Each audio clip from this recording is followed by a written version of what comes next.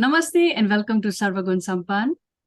My guest today is someone who believes that you should live life in such a way that when your children think of fairness, caring, and integrity, you come to their mind. They think of you.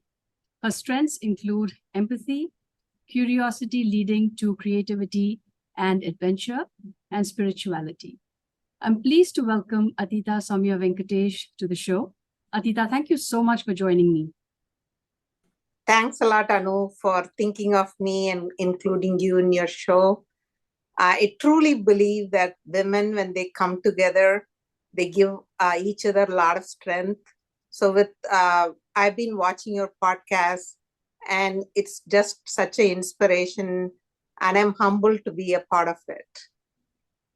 Atheetha, it's my pleasure to have you on the show, and I'm truly humbled to have you participate. So thank you so much once again. We'll get started with the show, and our first segment is Bachchpan Ke Din, where we talk all about your childhood. I can't wait to hear more about it. So please take it away. Always thinking of your childhood days brings so much joy and happiness, I'm sure, for all of us. For me too, I grew up in Madurai, the temple city, ruled by, of course, Madurai Meenakshi. And I grew up in a very affluent, very traditional business family. So I would say I was kind of a pampered child. Grew up in a big joint family with my grandparents living with us. So my grandmother was my inspiration. I grew up with her. She pampered me a lot, and she was very pious, very calm and serene. And as a child, I would think that maybe she didn't have emotions. But now as an adult, I realize that, she was much more evolved, and that was the reason for the calm and serene. And again, grew up with my grandfather, grandmother, and she would do puja every day in the morning. There would be house full of guests all the time, and she would be constantly cooking. I would sleep with her every night by her, and it was such a joy. And I would not leave her alone for a minute. I would be always with her. Even when she wanted to go take a bath, my mom would have to pull me for her to go do that. So I was very close to my grandmother. So she inspired me a lot. And then the next person who inspired me, I would say, was my dad. Growing up in a traditional family, in those days, I was very different. I was very curious. I would question everything. So my mom always thought, oh my God, how am I going to handle this child? I was always compared to my cousins or my sister and say, why can't you just follow the rules like them? Why do you have to always argue or always question everything? So I would feel a little bit different, but if not for my dad, I would not be what I'm today, because my dad, now thinking about it, he supported me. He let me have that voice. And that wasn't a common thing in a traditional family at that time, for a dad to support a daughter like that. My dad, even though we were from a business family, he studied to be a lawyer. He didn't practice as a lawyer. He joined the business, but he was very active in the community and society in various organizations. So he was very well known. He was the president of the Chamber of Commerce, and he would meet with constantly with leaders of the country and the state, and he would always take me. I was the only child who would be there, and I would be observing all these conversations. I never understood the importance of that at that time. I would wonder why there were no other kids there, but my dad would always take me. And I think that at that time, even though I didn't know the importance, now all my leadership and anything I do, I take inspiration from that. He would constantly take me to the library. We would be reading a lot. We would have heated discussions. My mom would not be very happy about it. She would be like, oh my God, why is she would be arguing with my dad, he's raising me like this, why we are having all these heated discussions about politics and anything and everything. And that's what gave me the confidence. Even though in the family I was considered this rebel, but my dad gave me that voice. So I never questioned whether I have to follow those rules and be like everyone. Since he was so supportive, I was fierce in saying, hey, my dad didn't tell me not to do that, so I will do that. So I still think about how much my dad, gave me a voice. So that has changed my life, I think, in many ways. My mom, I shouldn't leave my mom because it's very hard. Like, we all had teenagers, and I was even, like I was saying, my mom was very worried about me because she didn't think I fit the traditional role. So she was, but she had to put up with that. But that's what she showed, that a mother's love, it doesn't matter if it was, I listened to her or I argued with her, I knew she would love me. So that's what her caring came from, is like, even though she disagreed with a lot of my opinions and what I did, but she always showed her love for me. So I grew up in, this kind of environment. Of course, the school and college days, as all of us remember, were wonderful. Like I said, even at that time, I was always like questioning everything. So not always in school and college that goes well in India, when the best kids are considered to be who don't question anything and just follow the rules. Like I said, if not for my dad, I would have thought something was wrong with me. With my dad's support, I never felt like, I shouldn't be like that. It was okay to be different. And of course, college and school was much more fun. I was a good student. I loved learning. Again, my dad supported me. So it was not like I was looking for a career path while I was studying. It was like more like my dad, explore anything and everything. Whatever your interests are, I was able to explore that. And so I didn't think about, oh my God, am I going to have a career or something? Because I came from a traditional family. I thought I would just maybe get married and settle. But with my dad's support, I read a lot. I like being creative, crafts. He encouraged me to get pen pals around the world. So I was exposed to, I had 2 pen pals in the US, a couple of them in India. So I was exposed to a lot of different things like that. He let me enter a lot of competitions.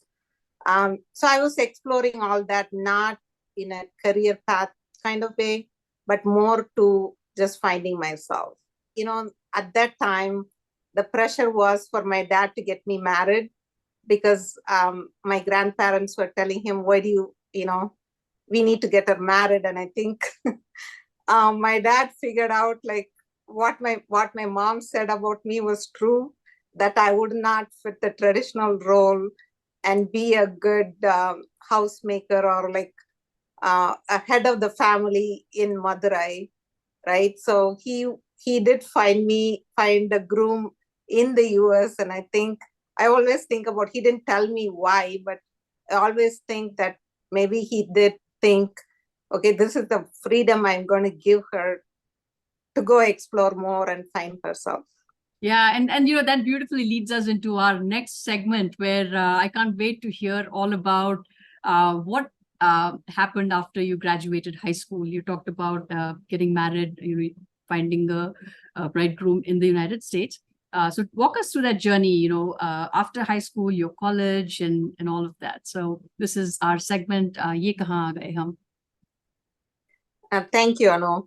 So, it was a little stressful getting married to somebody in the US and moving away from your family, but it's also exciting. Suddenly you feel like you have this freedom, you're a new country. So I did say that I enjoyed the first few months of it. Everything was new, everything was interesting.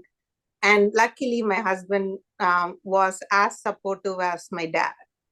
So he didn't think my opinionated ideas and my independence and my fierce way of expressing things did not scare him. He was actually, I used to have the kind of conversations I used to have with my husband Venkatesh, which was like a blessing. So that was good. But soon I started to feel very lonely. As we all know, immigrating from India and growing up with a big family, and suddenly here you are, and you don't know anyone, and you think you're ready, but I was not ready in any way. I think I would not lie saying I wasn't prepared at all. I wasn't prepared for a new life in a different country with not knowing anyone. And the biggest thing is you had to make all decisions all by yourself. And I remember saying, oh my God, like I grew up in this traditional family where everybody made decisions for me. I did not like that. But then now I'm given a chance to make decisions on my own. And then I'm so fearful because there's nobody. If you made it wrong, you have to live with it. But I think that was the growth for my life, I think. Venkatesh used to travel a lot, and so there was no dad to hold your hand, no husband to say what to do. So I think most of the years of our first few years of our married life, then the kids came along, most of the decisions were on me. And of course, you don't want to call your parents in India and ask them anything. You don't want them to worry. So I think that was the biggest growth for me, I think, as a person. I did make a lot of mistakes, but I learned from them. But it gave me the biggest confidence that I could do anything. I could face anything. And I think that's what at least I feel like my dad sending me to the US. And I think that's what maybe he wanted for me. And I think I did achieve that. So I think that's what my life in US started. And then with kids and, work and all that, kind of started exploring a lot of different things. My kids, I think, pulled me into Girl Scouts and camping, and we traveled a lot. And I had a lot of great memories, as much as in the US, as much as I had back home in India. So you finished your high school and then you went to college in India. Is that correct? Or did you come to the US and go to college? Yeah, I did complete my bachelor's in accounting in India, and I was doing my master's in accounting in India when I got married and I came here. So after I came here, I was trying to figure out what my career should be, because like I said, I never had thought about what kind of job I would do. And I had taken some computer classes when I did my bachelor's. So I decided to take some computer classes in a local community college. And then my older daughter was born, so I kind of put everything on hold. Then I started actually working in a bank, and I was studying for my CPA. So because I said, okay, I have a master's in accounting, that's the right field to be in. And I started studying for my CPA, And this was in the mid 90s when all of these IT jobs were coming in. So it was just like some friends were like, hey, you should apply for one. And I remember going to my bank job and applying one day. I sent all these, you had to email them. Some of them I had to, put it in the mail. And that whole first week, those old, uh, answering machines, you would come home to and it'll say you have 6 messages. I had so many messages. I was like surprised that that's how I kind of got into the IT industry. Got it. That's wonderful. Pretty much moved from accounting to technology, and we're going to be moving into our next segment where we'll talk more about what you did and what you continue to do in your current role as an IT manager. So this is our segment called Kaam Ki Baat, Workwise.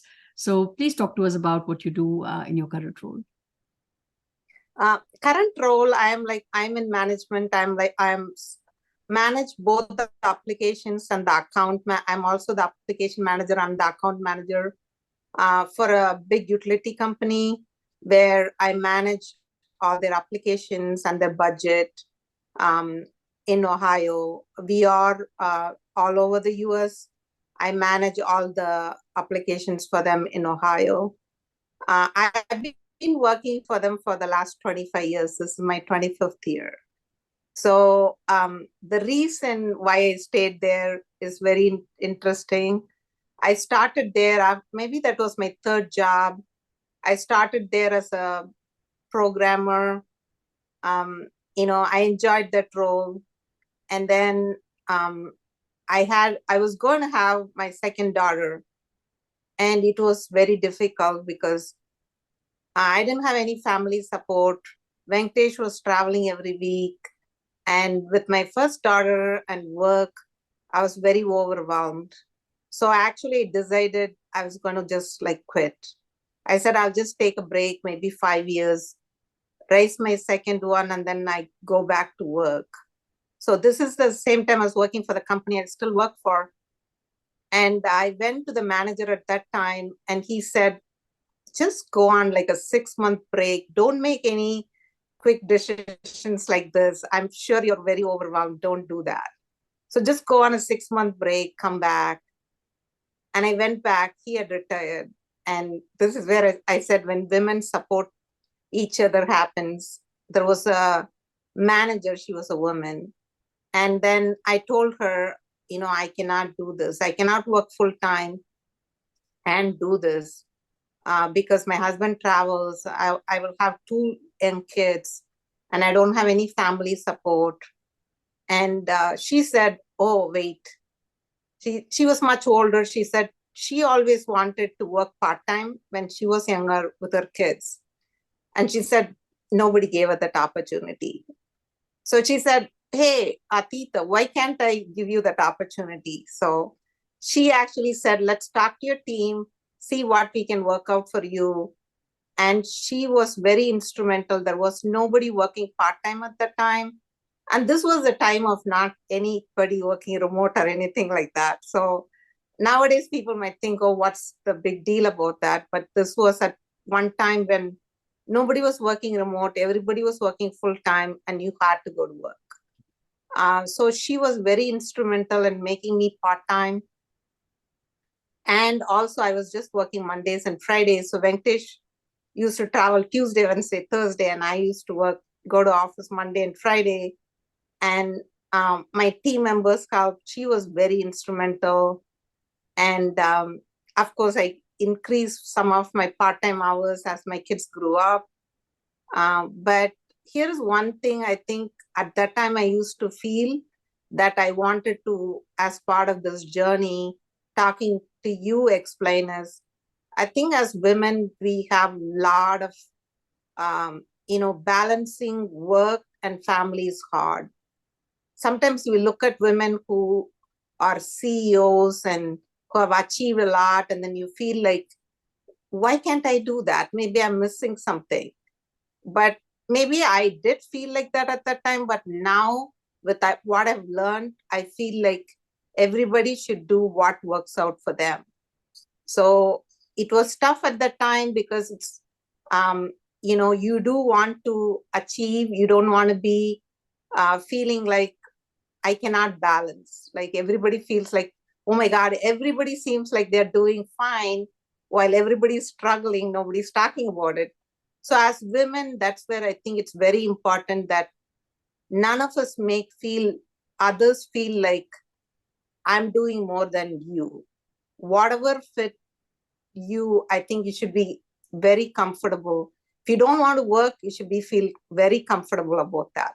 If you want to only work like a small job and that you want to spend time with your kids and balance your family life and work, you should be able to find that. If you want to, achieve success in your career and that's your goal, you should be able to do that. But each one of us shouldn't be judging each other for that. And I think that's very important. And I feel like this is a forum for me to talk about that because that is something I've learned. And I try to help younger Indian women who I meet now, who have the same kind of questions and concerns. So I'm trying to help them understand is whatever works for them is the best. We don't have to compare each other and feel like you didn't achieve what others achieved. Absolutely. You raise a great point. We're all on our different journeys, and what works for one woman may not work for another woman because the situations are so different that we all deal with. And there are many women who, choose to quit job or go part-time. And in your case, you're lucky to have a supportive boss. And I'm also assuming they were lucky to have somebody like you and they were willing to make that adjustment. I also understand this was a time when that was unheard of because the roles were very rigid, going by job descriptions, and there weren't things like job sharing and job restructuring. So this was a huge achievement for you to convert your full-time job into a part-time so that you could spend time with your family. And that also takes courage for you to, take that step and speak out about your situation and not hesitate. So that is very helpful. I hope, a lot of women are paying attention to that, as well as organizations, because you want to retain somebody talented for 25 years, then that's the way to go. So thank you for sharing that, Atheetha. And now I want to move on to our next segment, which is your X Factor. This is related to your personality, your special interests, things that are outside of your work and, your traditional family role. So talk to us about, your personality and how you're uniquely gifted. I have a lot of different interests. So I'm not classically trained as a dancer, but I always loved dancing. Of course, I did some small dancing in colleges and schools, but nothing big. But after coming here, like my husband loves to dance too. He's not trained either, but we danced anywhere and everywhere we can. We danced in the local Tamil Sangam events. We danced in our friends' kids' events, in weddings and sangeets, and it brings me so much joy. Like it always reminds me that somebody says dance like no one is watching. That's how I feel like when I'm dancing, and I'm not perfect in any of the steps. I'm not very coordinated, but the joy dance brings is a lot. I enjoy that. I also love acting. If even now, I always keep telling my husband I want to act in some Hollywood movie, even in a small role. I don't know if that's going to happen, but I have acted in some productions in the Tamil Sangam, and some of the talented directors have written stories where they've given me the lead role, which also brings up another point I wanted to bring is growing up, I always heard this. I never felt like I was pretty because there was a lot of talk about the skin color. So there was always this, even to my mom, somebody will say, oh, is this your daughter? She doesn't look like you, right? That was meant to say that she was fair and I wasn't. And my dad was darker than my mom. So of course, each skin color is different. But that is another thing people don't realize is it's easy to say women empowerment, hey, color doesn't matter. But as a young child, what you hear does affect you. So right now, I feel like I am pretty, I can achieve anything. But that's not what I felt when I was young. I always felt like I can never be pretty unless I'm fair. And now I think back and say, where does that come from? So that comes from constantly a child hearing that and from the society, and also watching it in movies and shows, and even people making comments like, oh, that girl is so pretty. Why? Because she's fair. So I think we had to be very, we have to think about that as a society and community for our next generation, because I still hear that. And people say, oh, to that little kid, don't worry what they say, it's fine. Women empowerment, any skin color is fine. But unless we change as a society and community and portray that everywhere, it is hard on those kids. So I think it's very important that we, only after coming to the US and understanding that, beauty is not in the skin color, or like you cannot achieve like something because you used Fair and Lovely and became fair. I had to learn from experience that anybody can be pretty, anybody can feel pretty, anybody can, it's just your confidence is going to give you the, beauty and not how you look. So I think it's very important. And some of this dancing and acting has really helped me feel that.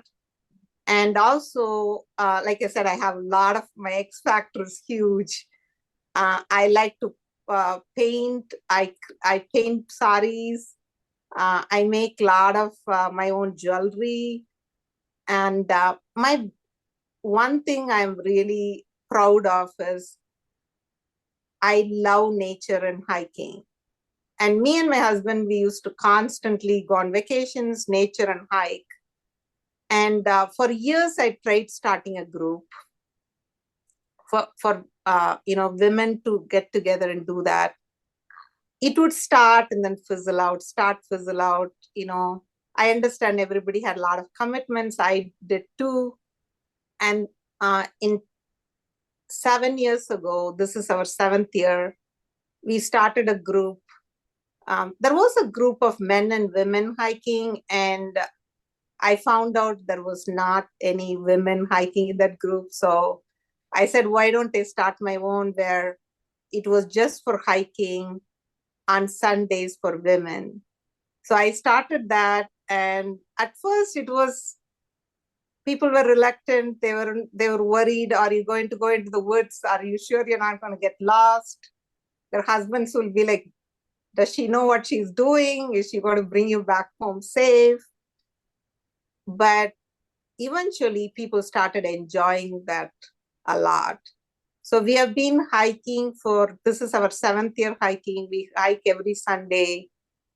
And what started as a hiking group has become more than a hiking group now. During COVID, we were all home, and we started working out in Google Meet every Monday through Thursday. So that helped us not just physically, but mentally when we couldn't all meet together. So the hiking group became more also as a fitness group. We call it Fitness Ranis. Basically, Rani is queen, right? So, and our motto is like, hike as a woman, hike like a woman, work out like a warrior, explore like an adventurer, and empower like a queen. So what started, like I said, hiking and fitness, we started going on trips, exploring on weekend trips, more than 3 days, trying to do things that some women are afraid of, ziplining, and just like as a group of women, there are people from all ages, which kind of help each other. Not just that young people learn from the old, but old people learn from the young a lot too. So it has been such an empowering group of women. And that I think I feel very proud to say this is our 7th year doing that. We have a great group of women in it, trying to break the stereotype that we cannot help each other. We are there for each other all the time, motivating each other, getting everybody out of their comfort zone. Somebody who'd be like, oh, I never drive. When we are out of town, my husband always drives. Okay, here's a chance. What are you scared of? I'm afraid, fear of heights. I've never tried this. Let's try it together. So I've seen women come out of their comfort zones, enjoy that. Even women with little kids who would feel like, should I leave my kid and go on a hike for a couple of hours? Come back and say, I feel that time for myself actually helped me, to balance. When I went back, I didn't feel like, oh my God, I don't have time for myself. Now I feel like, this is the time for me. And when I go back, I have more energy. So that is one thing I'm really, really grateful for. That I think is one of my interests, has been my passion. And now I have a great group to do that with.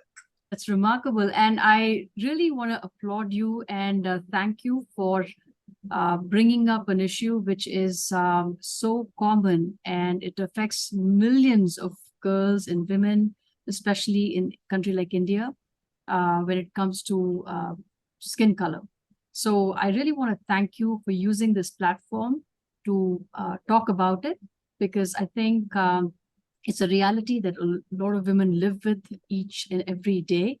And unfortunately, some of this also goes back to the family that they are raised in. Sometimes, it's the own parents, family members that start this, making the girl feel inferior because of the skin color, and talking about it as if it's a qualification, to have a lighter skin. So I want to thank you for doing that, Atheetha. Also, thank you for talking about your group, your hikers group. It sounds like a fantastic, idea, and you're getting to empower each other and really breaking the stereotypes, like you said, where women can be themselves, come out of their comfort zones and do things for themselves without feeling guilty about, taking that time for themselves. So thank you so much. I want to now move on to our next segment, which is self-care.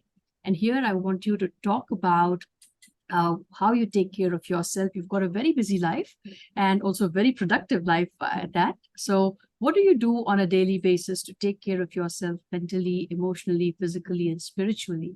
So please talk to us about that. Yeah, I kind of talked about my fitness group. So we do hike every Sunday, like 5 to 7 miles. And then weekdays, Monday to Thursday, we work out for an hour. So physically, it has been a great time with friends.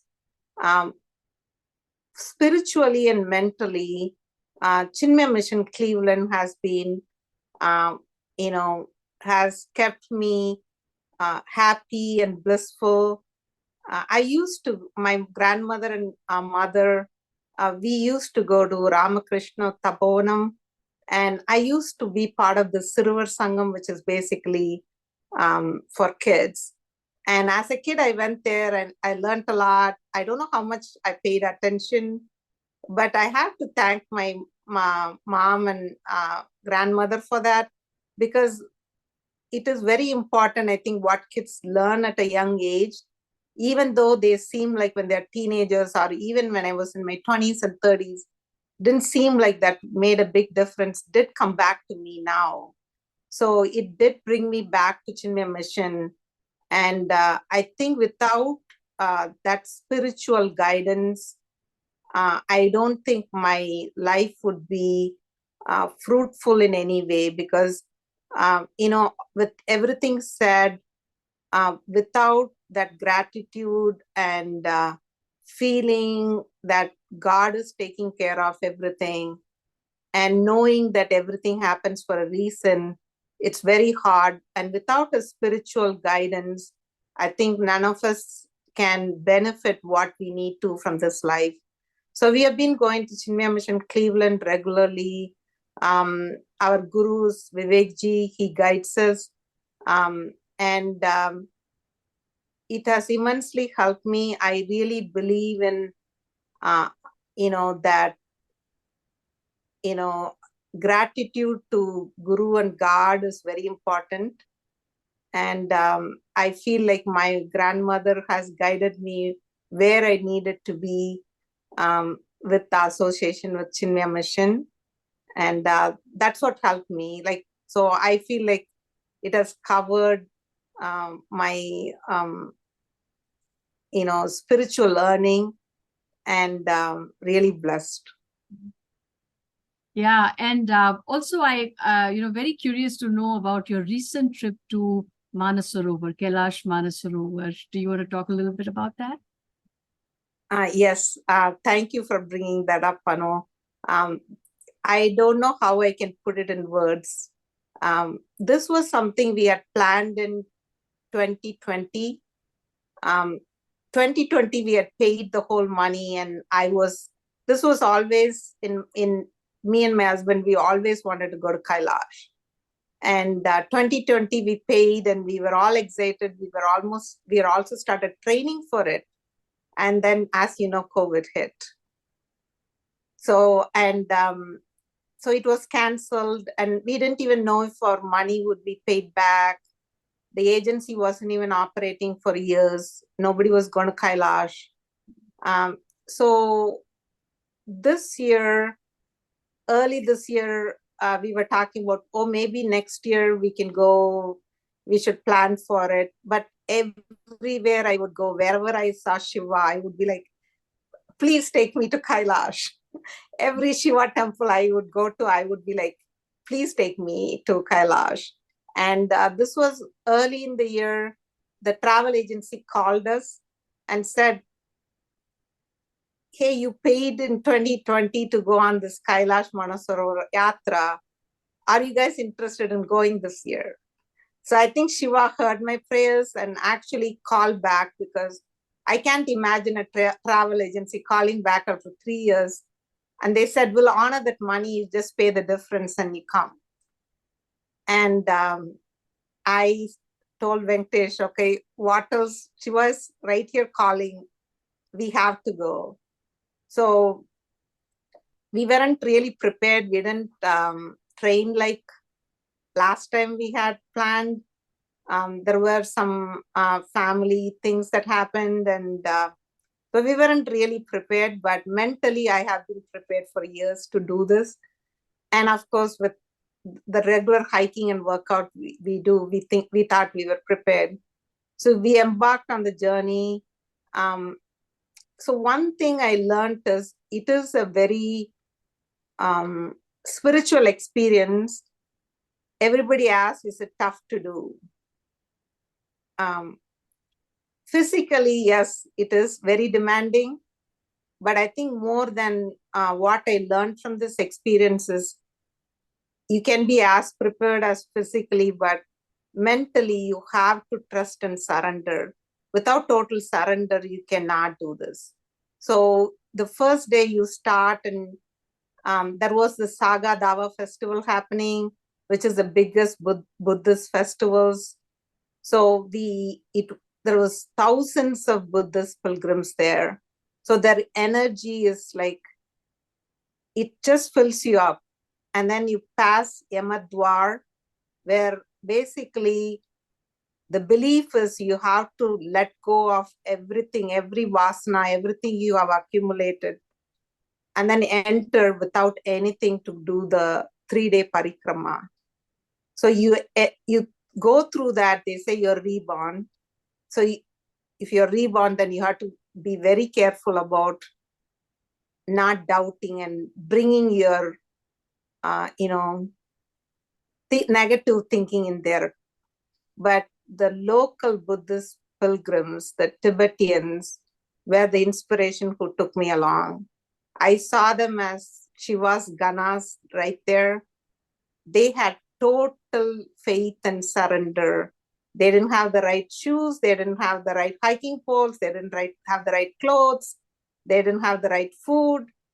All they had was faith and surrender and a smile on their face. So I think it took me a while to get to that. But once I just let go, it was difficult. It was, my feet were hurting. I couldn't breathe. But above that, there was Shiva. That whole faith took me along. On the second day, we go through Dromala Pass, which is the highest, 18,000 some feet. And it was snowing too, so it was cold and less oxygen. You could walk 15 steps and then you're gasping for air. So you go through that, you come down and you still have miles to go. And I was so exhausted, and I was imagining Shiva walking with me just to make myself, that's the only way I could go. And after a while, the guides come, one guide goes in the front, one guide comes in the end. So the guide will eventually catch up with you. So we didn't know how much we had left. So this is what I talk about, faith and surrender. I just prayed to Shiva and said, Shiva, I'm so exhausted. Can you just give me just a small push? I just need to reach. Just need to finish the second day. I will be fine. I'll finish the third day. I just finished the prayer. And then, they have emergency vehicles. So one stopped by because somebody from our group had called for an emergency vehicle.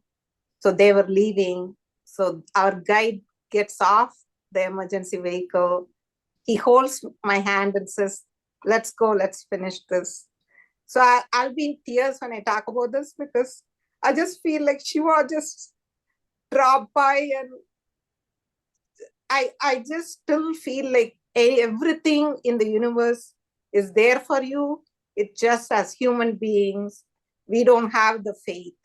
If we have total faith, which I had at that time, I don't know, I'm trying to keep that alive in me that I had at that time going on, because I feel like everything in the universe is set for all of us to succeed.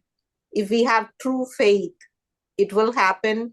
But it's just that we doubt everything, and that's the reason. It's not when they say, why did God do this to me? God did not do that to us. Just our doubt and our own, not full faith is what, that's the one that does not let us complete something. So, and Mansarovar is, I cannot even explain that in words. It just feels like it is out of this universe. Like I said, what I learned from that experience is I don't have to be in Kailash, or I don't have to be in Mansarovar. I just need to remember that, I need to have that total faith and surrender for anything and everything. So beautiful. Thank you so much for sharing such a moving account. And like you said, the stronger your yearn, urge to visit a pilgrim place, a place like that, and then the grace of God. So those are the two things. That's all that you need. And then faith and surrender. Very, very beautifully put, Atheetha. And I'm so happy that you had this experience by the blessings of Lord Shiva. Before we wrap up this beautiful session, this conversation we had, any final words from you for our audience? I'm really grateful, Anu, that you're doing this. Like my passion is women's rights and women supporting each other. I constantly try to do that. And talking about my dad, I always used to think he did great things. So when I was here trying to establish a career and, I was involved in the Tamil Association, like mentoring in the Strong Soul Youth Commission. I always used to think, how can I do great things? And I always thought, oh, I don't have the opportunity to do great things. But one thing I always remember is we don't have to do great things. Even the smallest thing you do it great. And I think you are an example of that. And I'm glad you're doing this program, even if it reaches like the Indian community here or your friends. You're doing this small thing in a great way. And that's what I've learned in my life. So I try to do every small thing, my Fitness Rani's group, or just talking to the, I manage a group of, workers in my company. I think about what I can do, small things to, help them, inspire them, mentor them. So I am very fortunate that you gave me this opportunity to participate, because I feel like every woman can do small things in a great way. Yeah, and that's not the be all. You've done quite a few things. If I recall, a decade ago, you brought young girls from India, and they were going to California. You want to talk a little bit about that? Because I think that was a wonderful cause that you were supporting, and you've probably forgotten about it already. No, I still remember, because you were very keen helping that.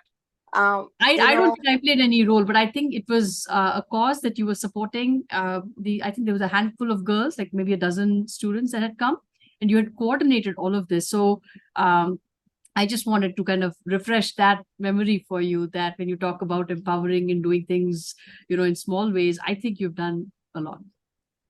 Yeah, I remember like these were the girls from the Sarada Vidyalaya. They won this NASA competition to come to California, but they didn't have the money. And the school is not also like a big private school with a lot of money.